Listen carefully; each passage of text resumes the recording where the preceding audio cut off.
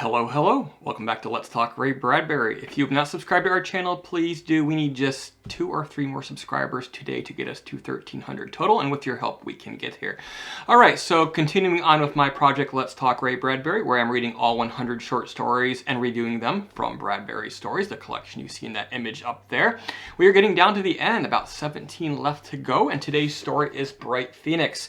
If I'm understanding this correctly, Bright Phoenix was a short story which was expanded into a novella called The Fireman. That novella, The Fireman, was eventually expanded into Fahrenheit 451. So in this story, Chief Censor Jonathan Barnes, in his raggedy uniform, he's well past his prime, he storms into the Greentown, Illinois library. He and his men demand that they be given access to all the books. The librarian doesn't throw a fit. He's actually quite amiable, though he, of course, thinks that burning books is stupid. Anyhow, the men begin selecting certain volumes, certain sections. They plan to take 49% of the books in the library, throw them out the window, and then collect them into a giant mobile furnace, which they have brought with them. They say that this is part of an experiment where the government's going to start doing this in other towns, but this is a test bed to see how people react to it and to see if getting rid of all the books which cause people unhappiness and deliver many complex and contrary opposing views, seeing if getting rid of all this makes the world a better place, I guess. Instead of getting angry, the librarian, he remains calm. He begins to utter various phrases and names from literature, referring to people as those things. The other parishioners in the library act the same, and nobody's getting outraged. And Chief Censor Barnes doesn't know how to deal with this. He was expecting a fight. His type of person thrives on a fight. If people fight back in the expected sort of violent wave, resisting, they expect to have the ability to just run over them and use their weapons and things like that. But if people don't provide that opportunity, it becomes harder to react in such a way. But the chief censor, he sort of, out of his mind, he leaves, and supposedly they're going to come back for the next day, but the librarian and his people plan to be ready for them once again. Story is short, humorous, but a little bit thin. It doesn't really do a whole lot. It sort of works, but it sort of doesn't. But it's interesting to see sort of the roots of where Fahrenheit 451 came. Book burning is certainly, and obviously, sort of a favorite writing topic of Bradbury.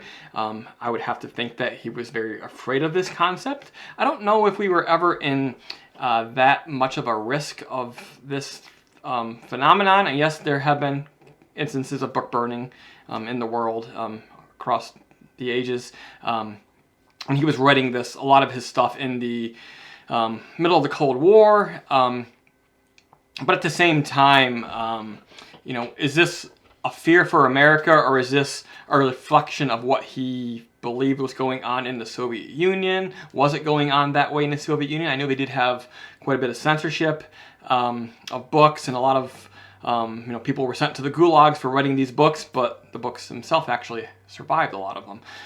But it's interesting because here we are in 2020, a few months coming to an election. There's a lot of shit going on with the big social media companies being sort of having very little choice but to finally crack down a little bit on some of the bullshit that is being spewed on their platforms. Okay, that's a form of censorship, but in my opinion, it's getting rid of bad things, so it's a good thing, but how far does that go? When does it become the wrong kind of censorship? So it's a very complex issue.